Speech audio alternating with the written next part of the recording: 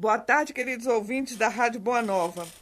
Iniciamos aqui nas Minas Gerais o segundo programa do ano, programa Perante a Eternidade. Nós estamos fazendo o estudo do livro O Residente e quero deixar para vocês aqui o site da Rádio Boa Nova. Isso é muito importante, pessoal, porque no site vocês vão ter toda a grade de programação da rádio e vão ver que cada programa que vale a pena vocês conferirem. Se der para escutar online, ótimo, mas se for offline, né, tudo bem. Se for ao vivo, né, pela sintonia do rádio, ótimo. Conheçam mais os programas da Rádio Boa Nova, vale a pena. Eu quero deixar para vocês o telefone de lá. É o 0800 9795 e o DDD o site é www.radioboanova.com.br. Vou repetir o telefone da Rádio Boa Nova. Nesse telefone, vocês podem ligar, sugerir temas, podem conversar com a gente recebe tudo que vocês falarem lá nesse telefone, eles passam para a gente. É o 0800 9795 Nós não podemos esquecer do Clube Amigos da Boa Nova. O telefone do Clube Amigos da Boa Nova é outro, é o 0800 12 18 38. Participem, fiquem sócios do Clube Amigos da Boa Nova, vejam lá as facilidades que vocês terão, e são muita coisa boa para aqueles que são sócios. E não esquecendo, pessoal, que aqueles que são sócios, que estão colaborando mensalmente com a Fundação Espírita André Luiz, estão ajudando vários velhinhos, várias crianças, os trabalhos ambulatoriais da Fundação, é muita coisa, é muita ajuda mesmo. E para isso tudo acontecer, precisa da sua colaboração. Eu vou repetir o telefone para vocês participarem e se tornarem sócios do Clube Amigos da Boa Nova. É o 0800 12 18 38. Olá, Jairo, tudo bem com você, né? Tudo bom, Sônia. Graças a Deus, né? As coisas caminham direitinho, né? Um abraço para os nossos ouvintes. Rogamos a Jesus que neste dia possamos fazer novamente um programa que seja de agrado de todos os corações, né? É isso mesmo. Jairo, aqui no livro Residente, no capítulo 9, nós estamos conversando sobre as orientações que a Sheila tem passado para todos os trabalhadores encarnados e desencarnados ali numa reunião, não é isso? Nós terminamos na semana passada falando do ego, superego, do id. Isso, não é? Da casa mental, né? Isso, aprendi muito, viu, Jairo? Mas a gente aprende muito a toda hora, né, Sônia? É isso mesmo. E nós podemos até deixar para os nossos ouvintes aqui uma referência interessante, porque esse livro Residente, nesses capítulos aí que nós estamos estudando com a Sônia aqui, seria muito bom que os nossos irmãos aliassem isso ao livro Pensamento e Vida, né, de Emmanuel. Isso mesmo. Né? Principalmente nos capítulos ali primeiro, nos 5, 6 primeiros capítulos, e no capítulo inerente à culpa, né? Porque também a culpa, ela muitas vezes está localizada, né, nesses núcleos iracundos aí do inconsciente. Ô, Jair, você falou, lembrou bem. Por exemplo, nós, na semana passada, nós falávamos sobre o id. O id é onde estão as coisas mais profundas, as nossas histórias mais profundas. O inconsciente, né? E a culpa, Jairo, muitas vezes está lá nesse inconsciente. Justamente. Mas agora que reencarnada, ela vaza. É daqueles vazamentos que nós também comentamos no programa passado, né? Isso mesmo. Aí, Jairo, o que acontece? Você passa a se boicotar. Justamente. Eu tenho visto isso muito, graças ao estudo do nosso livro aqui, Jairo, eu tenho percebido isso nas pessoas. Sei. Tá entendendo? Uhum. Elas se boicotam, elas se punem. Se punem. Não é? Isso. E a gente vê que não é nada se a gente fizer um estudo bem da história de vida dessa encarnação dessa pessoa. Não tem nada tem nada que justifique isso. Justamente. Sabe o que eu percebi? Que as doenças, elas são conquistas da pessoa. Justamente. E muitas vezes, grande parte das doenças estão dentro desses núcleos de culpa. Né? Isso mesmo. mesmo. Estão dentro desses núcleos de Eu culpa. tenho percebido isso na conversa com as pessoas, que algumas doenças vêm desse substrato, né? Porque se você pegar determinadas doenças, principalmente essas doenças mais problemáticas, né? Se a gente falar assim, isso é da vontade de Deus, não é? Ora, que Deus maldoso é esse, né? Tá certo? É isso não é? mesmo. Que Deus maldoso é esse? Não é? Que Deus injusto é esse que me dá uma doença e não te dá a mesma doença? Não é? Quer dizer, então isso não pode ser uma designação de Deus. Não é? Isso não pode ser uma designação de Deus. Porque, né, Deus, sendo infinitamente tudo, né? Ou seja, bom, justo, isso e aquilo, né? Como que uma pessoa infinitamente boa, infinitamente justa, ela pode infligir a um dos seus filhos, né, um acontecimento desse? Não é? Ora, então, estes acontecimentos, eles advêm destes núcleos do id, né? Ou seja, do inconsciente, desses núcleos profundos lesados. Né? Lesados através de quê? Através dos nossos desmandos perpetrados, né, neste grande passado.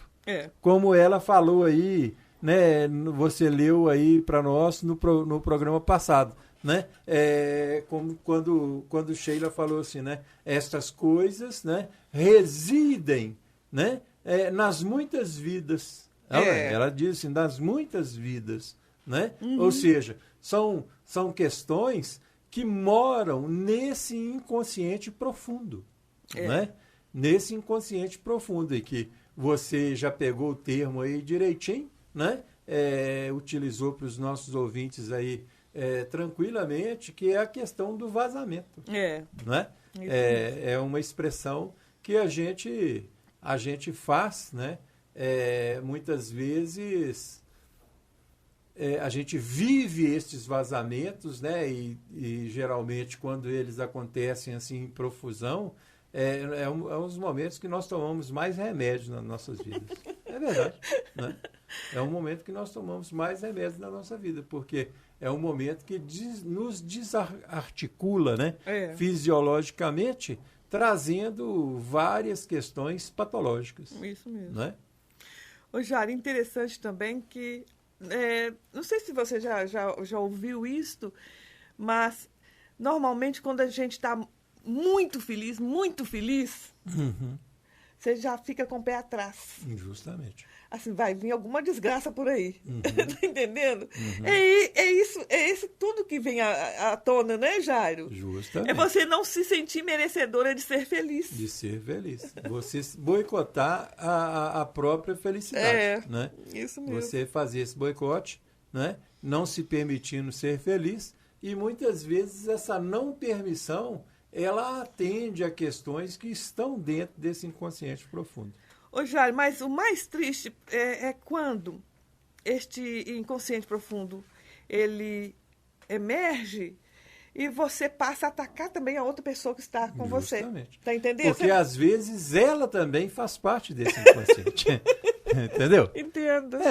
Porque você está convivendo lá com o seu filhinho lá, com a sua netinha, com a sua filha, com o seu genro, com as pessoas próximas de você. Essas pessoas, elas têm, né? Elas têm as suas duplicatas no seu inconsciente. As suas projeções. Não é? Dentro do seu inconsciente. E você objetivamente as vê como reencarnadas agora, né? Sim. Mas projetivamente o seu inconsciente as vê como devedoras, né, na cartilha do ontem. Aí é que está a sabedoria de saber lidar com isso, justamente, né, Jair? E aí é que está a maravilha do Evangelho, né? Sobre o perdoar. Né? A gente... por isso é que eu não vejo Jesus religioso, sabe? Eu não consigo ver esse Jesus religioso, igrejeiro, lá pendurado na cruz, né? Essas coisas. Não, eu não consigo ver isso. Para mim, Jesus é um terapeuta de almas. Sim. Não é? Jesus, para mim, é um terapeuta de almas. Por quê?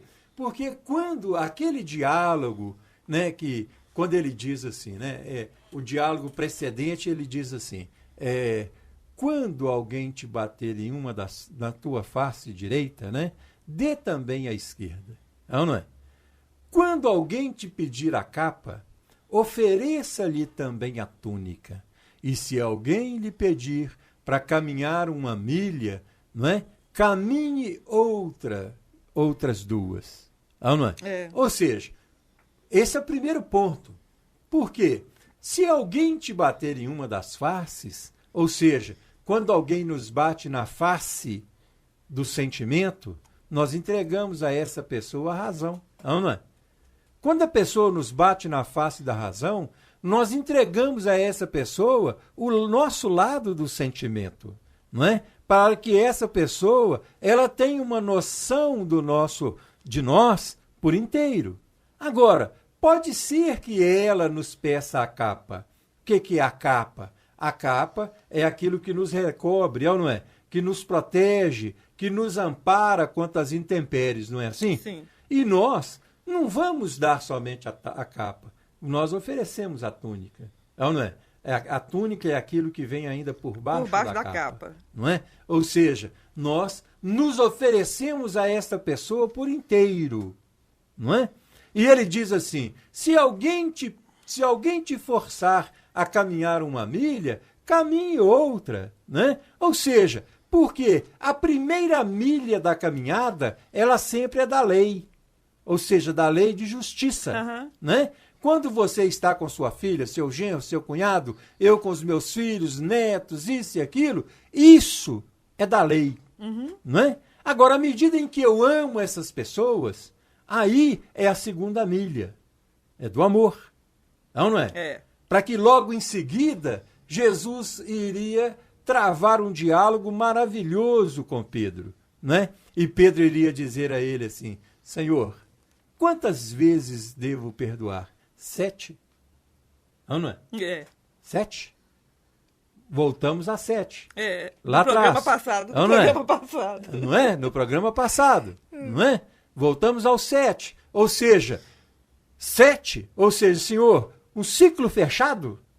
Uhum. Não é? Ora, entramos no primeiro dia, que nós falamos do 7, que é um novo período, não é? Isso. E esse novo período é como se Pedro estivesse dizendo a ele assim, Senhor, nesse novo período, né, continuo perdoando, não é? Isso e mesmo. Jesus diz a ele assim, Pedro, né, 70 vezes 7, não é? Sim. Ou seja, 70 é 10 vezes o 7, não é? Quer dizer, mas são 70 vezes 7, né? Quer dizer, então, são números fechados, que mostra que o perdão, ele vai muito além dos ciclos das nossas vidas. Por quê? Porque quando você está lidando com sua netinha, com seu filho, com sua filha, com seu genro, com amigo, com A, com B, nós temos que trabalhar o perdão, não só nos ciclos das vivências atuais, mas nós temos que trabalhar esse perdão no ciclo das vivências passadas. E que essas, talvez, sejam as mais importantes. Não é? Eu gosto muito de dizer assim, não se faz evolução sem se construir, em primeiro lugar, a capacidade de perdoar. Entendeu, Sônia? Entendi, Júlia, mas já entendi, mas eu, já tenho problema com isso. Eu entendi, mas eu tenho problema. Nós temos, é aquela questão que nós falamos no programa passado, né? Isso, nós sabemos, nós conhecemos, não é? Está aqui no nosso superego, mas ainda não é um material totalmente internalizado no nosso ego, ou seja, não é um material, não é uma capa do nosso eu. É isso. Não é? Vamos dizer, o perdão ainda não é a nossa túnica. É isso aí. Vamos lá. Sheila continua. Filhos, a existência é um ato extremamente responsável. É, porém, mais fácil passar o céu e a terra do que cair um tio da lei.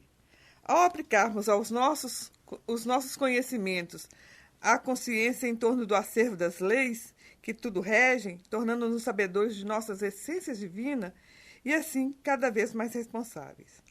Nosso irmão Leônidas foi aquinhoado por amplos benefícios em sua anterior reencarnação. Foram demandados mais de 80 anos de intensas preparações para que pudéssemos, através de seguidos tratamentos, colocá-lo em condição de adentrar a experiência física. Não, já era 80 anos que o Leônidas ficou... Preparando. Só preparando, ele já estava lá mais tempo. Pois é, só 80 anos é como fala assim, agora vai reencarnar. Agora vai. Então, não é? É isso mesmo. 80 anos, o que são 80 anos? Nada, Não é isso mesmo. Daqui 20 anos você está completando 80. Nossa senhora, eu não tô não, Jair. Que coisa, não tô não. Uai. Será que eu estou fazendo conta errada, senhor? Não, Jair, você não sabe fazer conta, o problema é esse. Ai, meu Deus. A Sheila continua. Inicialmente, cuidamos das questões da família, onde, formada de antigos escravos ainda presos aos acíncates das revoltas e das lutas internas contra a própria condição. Então, olha só, ele vai nascer entre... Vai ser formada a família dele entre aqueles antigos escravos, né? Ô, Jair, aí já entra a questão do perdão. Se os escravos não perdoam a coisa vira uma meleca, gente. Vira um peteco, Ana. Um paçoco. Vira um paçoco. Vira um paçoco. Aí tem mais, hein? Escravos ainda presos aos acíncates da revolta e das lutas internas com a própria condição. Então, esses escravos ainda têm grandes problemas com... Tá lá, para resolver ainda. Para resolver. Ai, meu Deus do céu. É a família, já é a família aqui. Ué, eu sei que não der a túnica, não, pra você ver. É isso mesmo. Vamos lá. E também tendo sido terríveis senhores saxônicos. Aí. Os escravos... Já, olha só. Foram escravos e depois, antes já tinham sido terríveis... Senhores saxônicos. E aquele povo não foi brincadeira, não. Não foi batatinha, não. Não. Sempre grandes exploradores de pequenos feudos. Pois é. Exploradores. Vamos lembrar aí os nossos ouvintes. Né? Ela fala assim, exploradores. Né? Eles foram exploradores, depois foram escravos. Olha só a lei, já. Explorador tem aquele cunhado, né, Sônia? É aquele genro que chega na sua casa domingo, 7 horas da manhã. Ana, liga a sua churrasqueira, Ana, acende a sua churrasqueira, ele mesmo vai lá no seu freezer, tira a carne, né? Coloca tudo pra fora. A hora que você acorda, porque já tá aquele barulhão, menino na piscina, aquela confusão toda, ele fala com você assim, resolvi vir pra cá pra passar o dia. Aí você fala, meu Jesus, eu pensei que isso já tá afindado, né? Não, tá lá. Aí passa o dia, come tudo, bebe tudo, ainda vai assistir o jogo do Parmeira, né? Vai lá, assistir o jogo do Parmeira. Ô, Jair, o mais interessante é que eu vi um comentário outro dia. Aí a pessoa falou assim, o MVG vai lá pra casa. O NVG? MVG. MVG? O que significa? Malandro velho de guerra. Malandro velho de guerra, o MVG. Malandro inteiro. Mas o velho de guerra por quê? Ele tá sempre procurando um jeitinho de aprontar alguma coisa em benefício dele mesmo. Isso, é verdade. O MVG. O MVG. E como tem MVG, viu, Sônia? Como tem MVG. Só que os malandros querem sempre dar bem, né? Verdade. Bem. Só querem se dar bem. Né? Eu estava lembrando aqui, Sônia, não posso... Tem que voltar numa outra... Vamos fazer uma digressão. Vamos lá. Né? Que eu não posso esquecer. Nós estávamos lá no encontro dos amigos da Boa Nova, né? E eu estava lá fora, não sei o que tinha acontecido, estava lá andando. Aí uma senhora chegou perto de mim, 2 senhoras, sabe? Aí ela falou assim, o senhor que é o Jair, né? Eu falei, sou eu mesmo e tudo. E abracei a elas, cumprimentei, e elas falaram do nosso programa, né? E conversamos. Sim. Aí ela falou comigo assim, quem é a Sônia? E eu, como não perco oportunidade, né? Eu falei com ela assim, é uma velhinha que tá... Eu falei com ela assim, é uma senhora que está na banca lá da frente, da Itapuã, tem lá os livros, vários livros, a senhora vai encontrar. E lá de longe eu ainda mostrei para ela, tá com aquele vestido, você tá com um vestido longo? Todo florido. Isso. E aí, eu falei, só pode ir lá, a senhora vai gostar muito dela. Ah, então vou lá conhecer a Sônia e tudo. Aí ela foi, e eu saí, fui andar. Aí, passado mais ou menos assim mais de uma hora, sei lá, eu encontrei com as duas novamente, sabe? Aí ela falou comigo assim, uai, mas ela não é velhinha, não. Eu falei, não, mas é porque ela tá muito conservada. Ela é muito conservada, ela se cuida muito bem. Oh, meu Deus, aí elas viram que eu tava... Eu vou te contar. Te falar, quem tem um amigo desse, não precisa de inimigo, não precisa, não, não. meu sonho. Não precisa, não, já é. Mas assim, eu sou um ser iluminado, eu vou levando. Verdade. Vai perdoando, né? É isso aí. Vai oferecendo a túnica. Vou. Ô, Jair, aqui, olha só. Olha aqui o que a família que o Leônidas vai entrar. Uhum. Assim foram reencarnados na costa africana, hoje território da Guiné, onde foram retirados a forças e feitos cativos, iniciando assim um período de duras experiências. Eles, os saxônicos. Sim. Né? Caíram bem, só. Da Guiné até a experiência nos ciclos de escravidão, jamais concordaram com sua própria cor. Nossa Senhora, que tristeza, hein? Nossa. Sempre viveram sufocados pela revolta. De um lado, contra o opressor e a dominação. Do outro lado, a revolta contra a própria raça. Jário, vamos fazer um pequeno intervalo? Nós continuamos no próximo bloco. Até daqui a pouco, pessoal. Estamos de volta com o programa Perante a Eternidade. Lembrando aos ouvintes do nosso livro lá da editora Itapuã, o Depressão e Mediunidade. É o nosso livro campeão de venda, sabia, Jário? Nosso livro Depressão e Mediunidade. Outro dia alguém estava falando comigo, até por e-mail, né? Falando, vocês têm um best-seller. É uma obra muito boa, são vários autores. Foi um trabalho desenvolvido na nossa federativa, não é isso? Isso, justamente. Foi um trabalho desenvolvido pela AME, né? É isso. Aliança Municipal Espírita de Belo Horizonte. Sim. E aí reuniu-se, né, o Dr. Vander Luiz Lemos, né? O Dr. Célio Allan Kardec, né, que é o Vander Luiz Lemos falando da depressão na questão patológica, o Célio Allan Kardec falando da depressão na questão do Evangelho, né? Sim. Eu falando da depressão na ambiência psicológica e o Vanderlei falando da depressão na questão mediúnica. Né?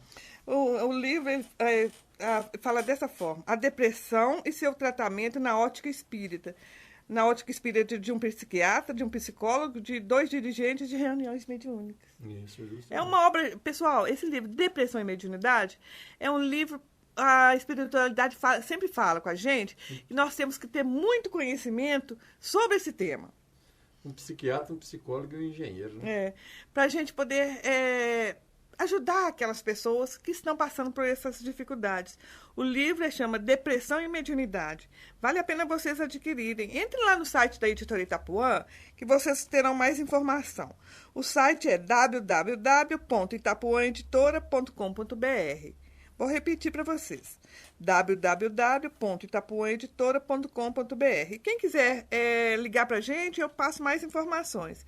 O nosso telefone é 31-DDD 3357-6550. 31-DDD 3357-6550. E quem quiser conhecer o nosso blog, é só acrescentar /blog. Eu vou repetir. www.itapuãeditora.com.br/blog. Deixa um recado lá pra gente no nosso blog. Interaja com a gente, né, Jair? Jair, coisa boa essas redes sociais, né? Nossa Senhora, é bom demais. Eu gosto muito. É isso mesmo. O Facebook. Né? Lembrando de deixar um abraço lá para a Rosa de Tambacuri, que está sempre conversando com a gente no Face. A Elaine Munhoz, mais uma vez, grande abraço pelo seu carinho. Nossa, é muito bom ter o contato de vocês. A Bárbara. É muita gente, não dá nem para ficar falando bacana, todo mundo. Né? Isso. O aquele menino lá de Juazeiro, Raimundo. Raimundo, né? Isso. Pessoas muito bacanas. É isso aí. Então, a Sheila nos fala da família que vai receber o Leônidas. Então, eles eram saxônicos, depois vieram escravos, e ela está contando aqui como que foi. Da Guiné até a experiência nos ciclos da escravidão, eles jamais concordaram com a cor da pele, Jari. Que interessante isso, né? Uhum. Porque viveram uma experiência como saxônicos, né? Isso. Muito brancos, né? Uhum. Quer dizer, já tem uma coisa. Ontem eu estava conversando com um paciente meu e ele me falando sobre a avó dele, né? Sim. E ele falou assim, olha, eles são daqui da região aqui de Pompéu, dessas regiões aqui, sabe? Então, ele falando da avó dele, do como que a avó dele era racista. Então, ele falando que um primo dele chegou na casa da avó com uma namorada branquinha, de olhos azuis. Branca, de olhos azuis. E apresentou para a avó, e a avó de cara fechada. A avó de cara fechada. E aí, depois que a menina foi embora e tudo, e que ele voltou para a casa da avó, a avó falou com ele assim, você não pode namorar essa moça. Aí ele falou assim, mas vovó, por quê? Aí a avó falou assim, o avô dela é negro. Ué? Pode. O que é isso? Isso nesse século agora? Nesse século agora. Né? Nesse século agora. Essas coisas existem, né? Sim, muito. Essas coisas existem, fazem parte do cotidiano, né? E muitas vezes ficam aí escondidas, né, atrás, né, dessas máscaras sociais, né? Mas que existem. Com certeza E graças a Deus o Brasil é um país que tem leis severas para conter isso, né? Isso mesmo. Aliás, não só isso, mas o Brasil é um país muito interessante na medida em que ele tem leis, né, muito severas para conter todo e qualquer tipo de preconceito. Isso, né? Mesmo. A gente vê que duas áreas que sofrem um preconceito muito grande, né, são as pessoas que praticam a Umbanda e o Candomblé, né, que são religiões. Sofrem discriminações e muita discriminação, sabe? Na hora de pedir, ninguém discrimina, não. Mas na hora de falar, né, como diz o outro, mete a katana, não é? A katana. A katana corre. A katana bate, né? Assim, então, essas coisas estão inseridas, né, nessas grandes máscaras sociais, né? E de tempos em tempos a gente vê que algumas questões vêm para nos ajudar a quebrar isso dentro de nós, né? Quebrar como? Igual agora nós tivemos esse evento aí, né, do Mensalão, não é? Isso. E tivemos aí a presença daquele ministro negro, né, o Joaquim Barbosa, né? Uhum. E interessante, né? Todo mundo torceu por ele. Nossa, né? mas muito. É como se fosse, aí a gente vê de uma forma às vezes até subliminar, né? Torcer por ele como se ele fosse um negro precisasse de torcida. Não é? Isso. Agora, por exemplo, eu torci muito por ele, né? Eu torci demais para que para que Jesus pudesse continuar encaminhando a ele de uma forma coerente, correta e deixando transparecer ali naquele plenário do STJ a alma brasileira, não é isso? Porque ele mostrou a alma brasileira. A alma brasileira não é não é isso aí, criminoso, drogado, corrupto. A alma brasileira não é essa. Isso são alguns brasileiros, como tem em toda parte do mundo, né? Mas a alma brasileira, ela foi muito planificada através da presença do ministro Joaquim Barbosa ali naquele plenário. Mas torcer por ele ser negro, não. Mais melanina, menos melanina, não vai alterar em nada, né? Mas torcer por ele, porque na realidade ele estava mostrando ali a alma brasileira, ou seja, né? A honestidade acima de tudo. E alguém, Não é? já, não é questão da cor da pele, mas alguém que venceu apesar das dificuldades. Sim. Está mostrando o outro lado, que você Isso. pode conseguir. Justo, Você é a consegue. alma brasileira. Você né? não precisa ser corrupto. Isso. Você não precisa ser corruptor nem corrupto. Você consegue, sendo honesto, trabalhando, estudando, você chega lá. E chegar lá. Sem passar ninguém para trás. Justamente. Sem ser um MVG da história. Isso. O malandro velho de guerra. É. Não. O brasileiro é personificado ali com Joaquim Com Barbosa. Joaquim. Não é? Ele personificou ali a alma do Brasil. Sim, né? sim.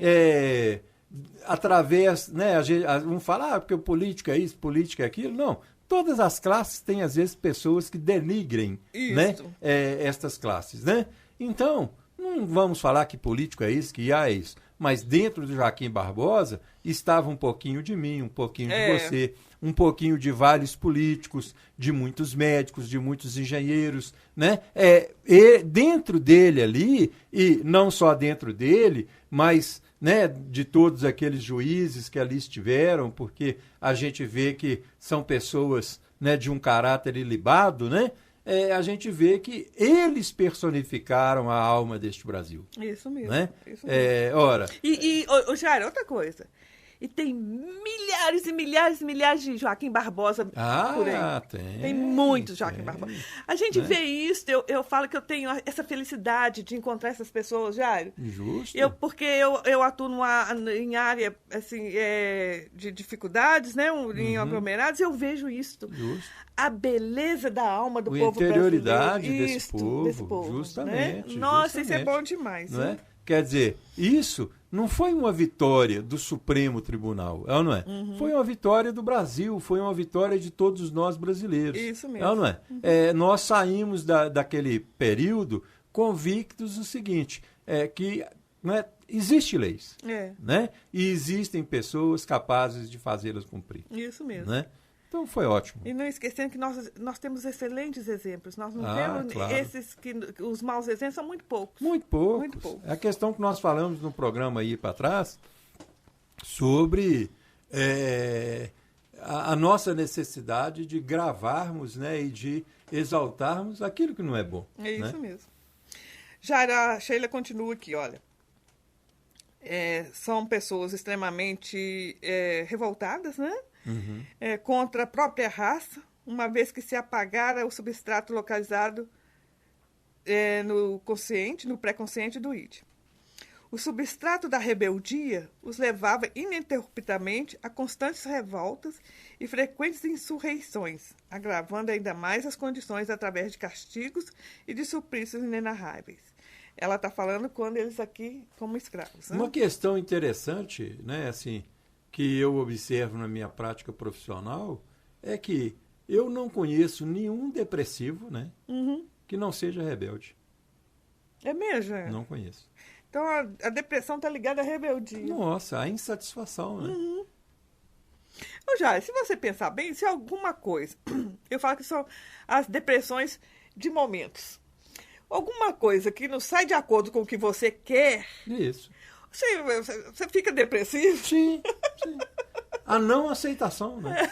A rebeldia traz a não aceitação. A não aceitação, né? Isso mesmo. Você perde um parente, por exemplo, uma mãe, né? Ou sei lá quem.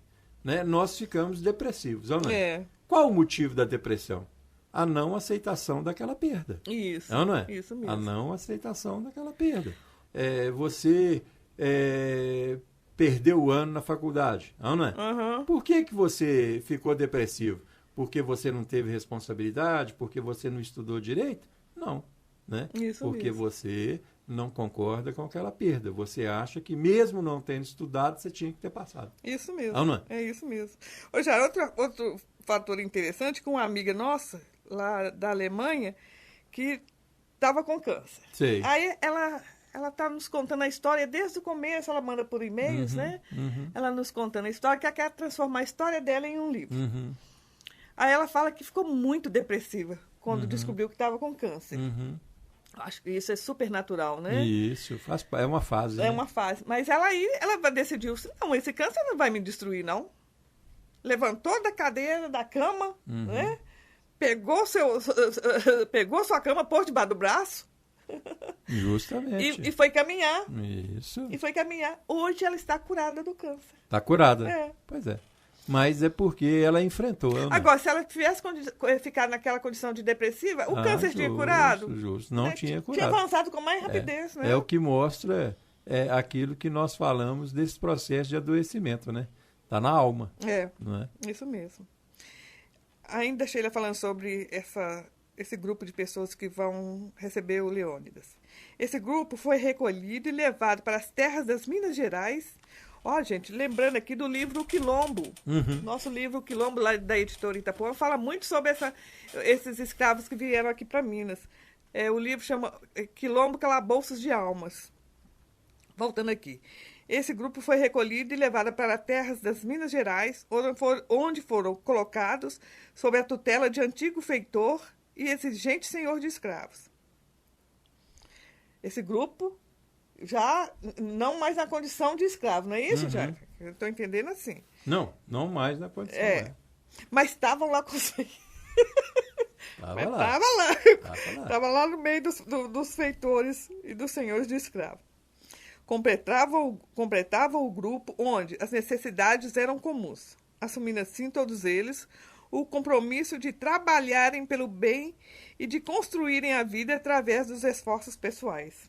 Todo mundo junto, trabalhando em benefício de todos. Todo mundo junto, trabalhando a benefício de todos. Juraram promover o progresso sem a utilização da exploração dos semelhantes e de avançarem quanto aos processos de respeito à liberdade e à individualidade, despindo-se dos preconceitos. Isso foi o compromisso que eles assumiram, né? É trabalho difícil esse deles, hein, Nossa, tá doido. Nossa, mas não é fácil, não. Não vai ser não é uma encarnação fácil, não. Para tanto, foi cuidadosamente elaborado um planejamento para que pudessem se aproximar da fé, dos ensinamentos cristãos e do Evangelho pudessem então começar a promover a transformação dessas almas. Já eles começaram, estavam lá como saxônicos em explorações, Guiné. Isso. E viver a experiência da né, escravidão e tudo, com muita revolta e tudo. Muita revolta. Agora aqui o Evangelho vai ajudá-los. Desencarnaram. Né? Aí foram colocados em Minas Gerais. O mesmo grupo, hein? O mesmo grupo. Lá da Saxônia. Com vários compromissos assumidos, né? Isso. Justamente. E agora vão começar. Agora que eles vão começar, Jário.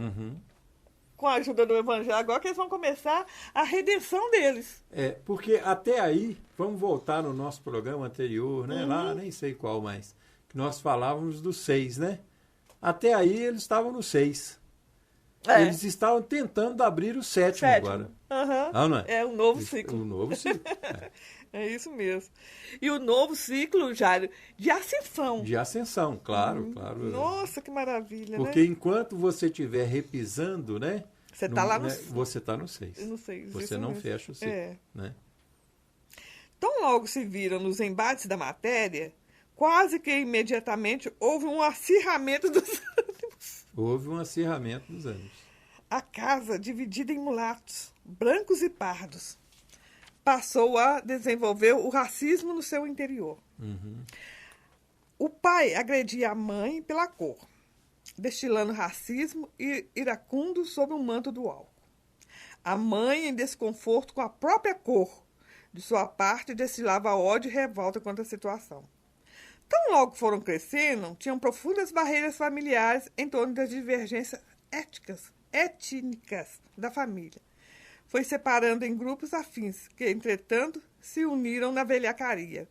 Quando o objetivo... Malandro veio de guerra aqui. É verdade. Quando o objetivo era explorar o próximo e tirar... A afinidade deles era a velhacaria.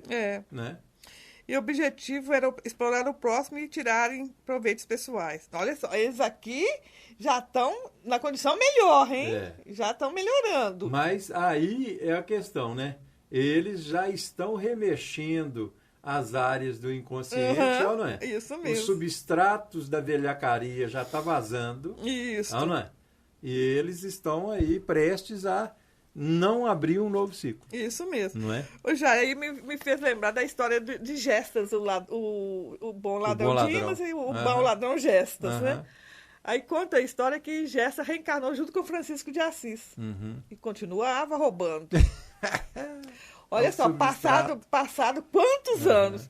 Mas só que agora ele roubava galinhas. No tempo do Francisco de Assis, ela continuava ladrão, mas roubando galinha. Quanto tempo passa pra gente livrar disso? Para livrar dessas coisas, né, Sônia? Essa limpeza, né, destas mazelas, elas são muito... É um processo muito lento. Gradativo, mas precisa e ser extremamente assim. Difícil. Mas né? precisa ser assim, claro, Jário, porque tem que sedimentar. Claro, né? claro. Você só destrói hábitos, né? Você só destrói vícios criando novos hábitos. Novos hábitos. Né? Isso mesmo. Transformando, né? Justamente. À medida em que o substrato foram se fixando pouco a pouco, foram recuperando velhos hábitos. E a partir daí, verdadeiramente, foram passando a viver mais as regiões pré-conscientes do id do que as experiências do ego. Nesse clima, nosso irmão Leônidas, o mais comprometido com tais questões, foi submergindo nessas situações desde o nascimento, o que lhe comprometeu sobremaneira a infância. O estímulo para a volúpia das posses era de tal monta que acabaram por lesar-lhe os implementos neurológicos. É a cobrança, né, Jairo? Por lesar? Até esse momento, preservado com muitos esforços, pronunciando as primeiras crises de epilepsia que viriam fatalmente mais tarde. Jairo, nós vamos interromper aqui, terminamos mais um programa. Graças a Deus, né? Semana que vem nós continuamos com a história de Leônidas. Acho que são reflexões muito proveitosas. Muito, né? Esse daqui, nossa, bateu forte nessa questão que é uma questão nossa do preconceito, né? Isso, e semana que vem a gente vai falar mais sobre isso. Deixando o abraço, né? Um grande abraço a todos e até a próxima quinta-feira. Muita paz a todos.